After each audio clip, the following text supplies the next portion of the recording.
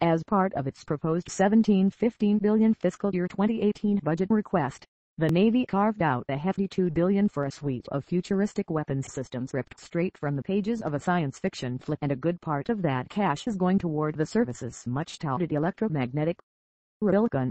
According to a new report from the Congressional Research Service, the service is on track to equip guided missile destroyers and cruisers with the fancy launcher within the next 10 years. But despite this progress, it appears that the next generation cannon won't immediately see combat the way the Navy originally planned. Recent reports indicated that the Navy has made significant progress in developing a tactical railgun prototype that can muster the energy to fire repeatedly in short intervals of time, a necessity during combat engagements downrange.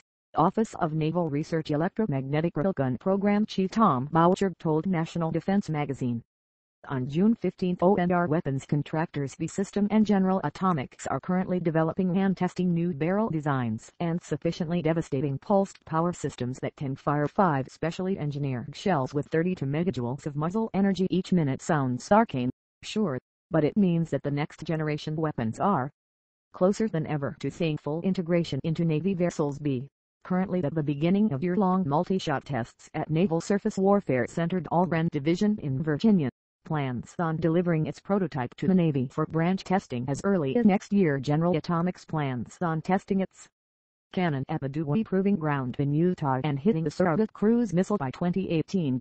National Defense reports all of this bodes well for a much-anticipated and much-hyped railgun project as Congress dives into the Department of Defense's fiscal year 2018 budget request. But the recent CR's report suggests that the prototype weapons systems the Navy will eventually mount on Spearhead-class expeditionary fast transports, like the USS Trenton, won't be used downrange to defeat enemy armor and wreak havoc on critical infrastructure. Instead, they'll likely focus on a less dignified task: intercepting incoming missiles. In the June 9 report, Naval Affairs Specialist Ronald O'Rourke checks in on the status of 3 of the Navy's most futuristic weapons that have been under development for years: solid-state lasers, the deliciously destructive hypervelocity projectiles, and our beloved railgun. The report, compiled to help Congress assess elements of the DoD's budget request, doesn't just detail the system's operational status but provides a window into how the Navy is framing its moonshot weapons systems before those cost-conscious lawmakers who have final say into how the fleet goes to war.